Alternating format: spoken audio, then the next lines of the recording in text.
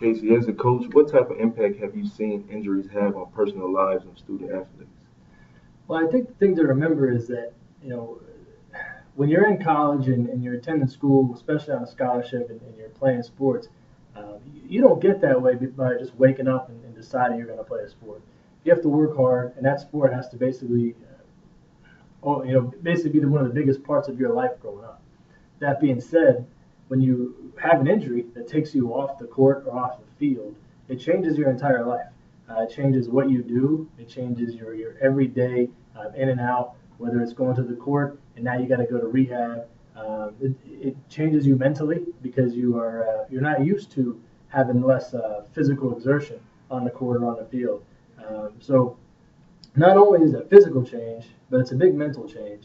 It can be a time where players lose a lot of confidence because they're not sure if that injury is going to heal properly and if they're ever going to be back to the level that they were before they had the unfortunate injury occur.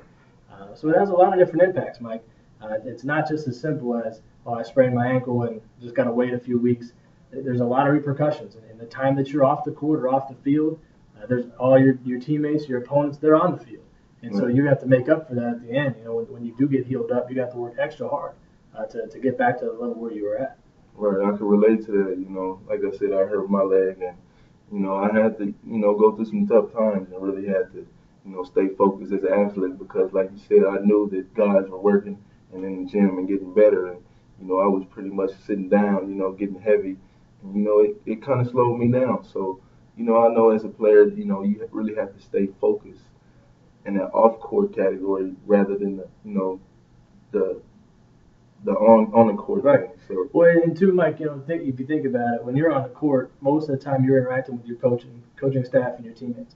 When you're injured and you're off the court, that time is now spent with the trainer. right, So if you don't have a good relationship with that trainer, that causes some conflict as well. And then maybe you don't trust the trainer that the rehab that they're having you do isn't really going to help you. So there's a whole lot of variables that go into play with an injury. And it's not, like I said before, it's not just a simple thing. It's just, we'll just wait it out and heal it up. There's a lot that goes into it. right. That leads me to my next question. How do you feel athletic trainers impact the lives of student athletes? Well, number one, I think, we rely as coaches on the athletic trainers being educated and having a good relationship with, our players. And then as players, you're relying on that person as well. That you're going to trust them, that the things that they're telling you to do are right, that the things that they're telling you to do are going to help you. I didn't know you before you started playing here, but there are people in your life that you trusted before you got here. Everything that they said, you did. Now you get here, there's a whole new set of people that you have to develop that trust with. Right. And so I think that a trainer it's a very sensitive relationship because if the trainer doesn't take the time to get to know you as a person, to get to know you and what makes you tick and what makes you work harder, then it can cause conflict when they're trying to give you advice and trying to help you before an injury even takes place. And then especially after an injury takes place, when you have all that extra time with them, it can really lead to some trouble, on the court, but as well off the court. Right, I agree. That's our athletic trainer Yuji Kasuta. He pretty much told me he might get taped. And you never know when an injury can occur.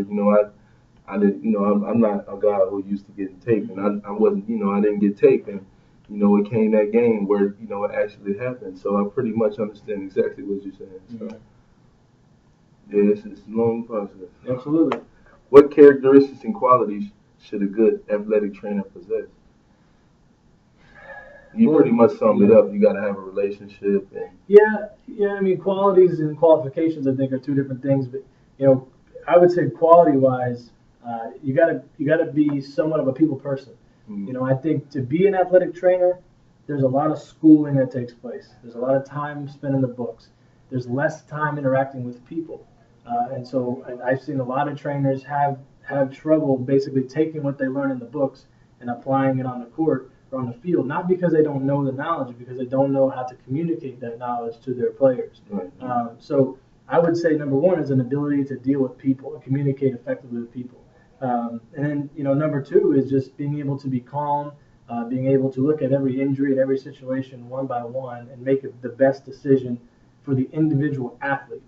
Don't just get, okay, well, when this injury occurs, this is the actual treatment. Right. Let's take the athlete into perspective. How did the injury occur? What kind of body does this athlete have?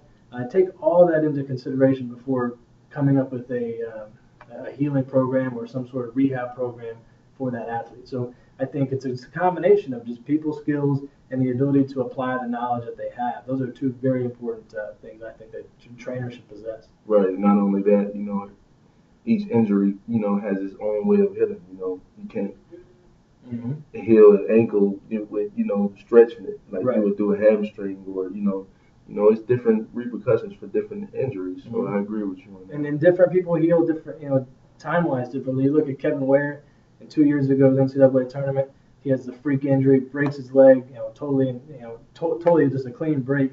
A lot of people thought he'd never play again. 7 months later, he's back on the court because his body was able to heal. But his trainers and his doctors had to come up with a specific plan for him, and just take Kevin Ware as the individual and not just a leg that's broken.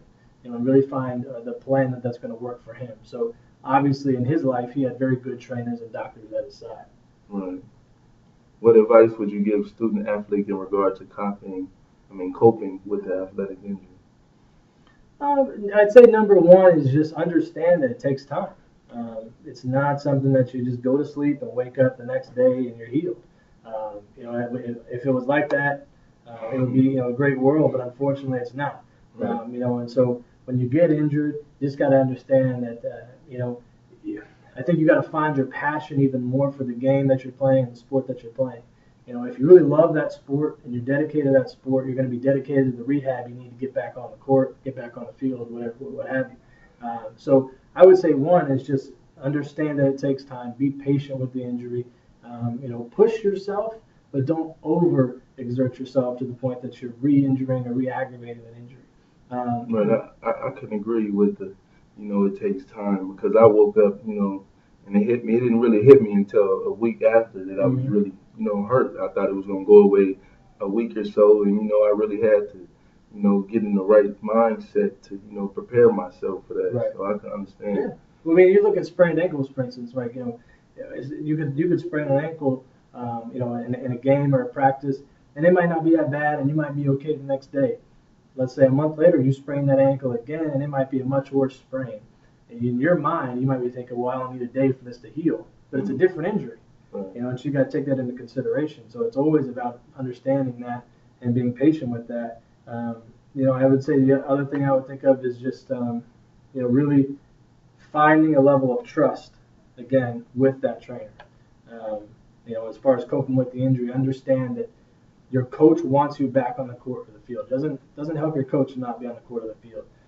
Your trainer doesn't want to be spending time putting you through rehab, because chances are you're whining and moaning and complaining. They don't want to hear it. Right. They'd rather you be on the court so your coach has to deal with you. And it can benefit the team. Exactly. So, be patient, have a good relationship with your trainer, and try to develop some sort of trust where you can get back on the court of the field as quick as possible.